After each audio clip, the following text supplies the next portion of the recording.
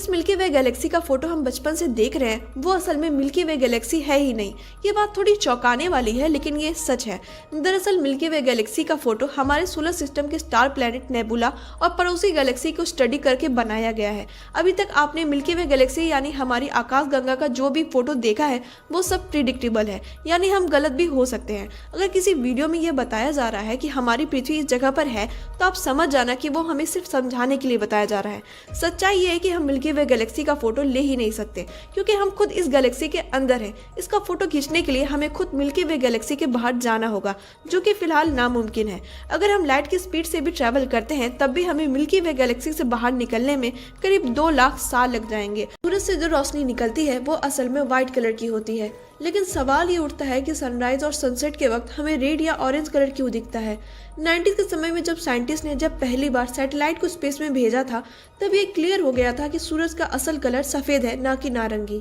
और आपको बता दूं कि इस फिनोमिना का रीज़न है हमारे अर्थ का एटमॉस्फेयर। जब सनलाइट अर्थ के एटमॉस्फेरिक लेयर से इंटर करती है और उसमें प्रेजेंट पार्टिकल से टकराती है तब सफ़ेद रंग 7 रंगों में बिखर जाता है। इस कलर चेंजिंग फेनोमिना के प्रोसेस को स्कैटरिंग ऑफ लाइट कहते हैं। इस प्रोसेस के अकॉर्डिंग सनलाइट 7 रंगों में बिखर जाती है। बाकी रंगों के कंपैरिजन में रेड और ऑरेंज कलर की वेवलेंथ बहुत ज़्यादा होती है।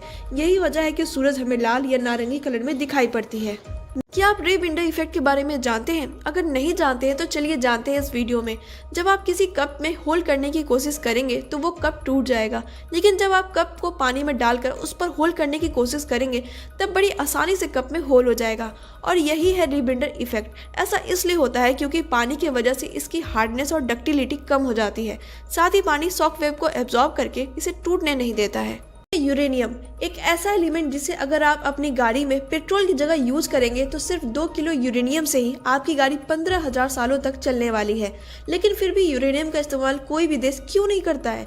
देखिए, यूरेनियम एक हाईली रेडियोएक्टिव एलिमेंट है। इसे जब क्लाउड चैम्बर में रखा जाता है तो यूरेनियम से निकलने वाले अल्फा और बीटा पार्टिकल को क्लियरली देखा जा सकता है। यूरेनियम भले ही पेट्रोल के मुकाबले काफ़ी ज़्यादा सस्ता हो, लेकिन हमें इसे फ्यूल के रूप में यूज़ नहीं करना चाहिए।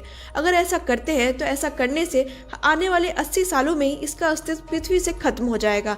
यूरेनियम का इस्तेमाल सबसे ज़्यादा न्यूक्लियर रिएक्टर को एनर्जी देने में किया जाता है, जिसकी वजह से हमें इलेक्ट्रिसिटी और बाकी ज़रूरी चीज़ें मिलती हैं।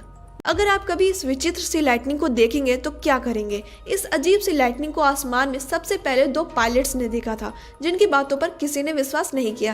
लेकिन फिर पहली बार इसे 1989 में कैमरे में कैप्चर किया गया, जिसे देखकर सभी के होश उड़ गए। और अगर आप इसे देखकर एलियन या फिर यूएफओ के बारे में सोच रहे हैं तो ऐसा नहीं है।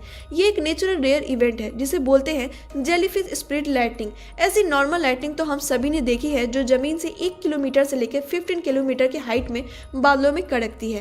लेकिन जेलीफिश स्प्लिट लाइटनिंग 50 किलोमीटर से लेकर 80 किलोमीटर की हाइट में कड़कती है। और ऐसा इसलिए होता है क्योंकि अपर एटमॉस्फेयर में नाइट्रोजन गैस ज़्यादा होती है, और जब electric burst in nitrogen molecule से रिएक्ट करते हैं तो भयानक से दिखने वाली लाइटनिंग क्रिएट हो जाती है।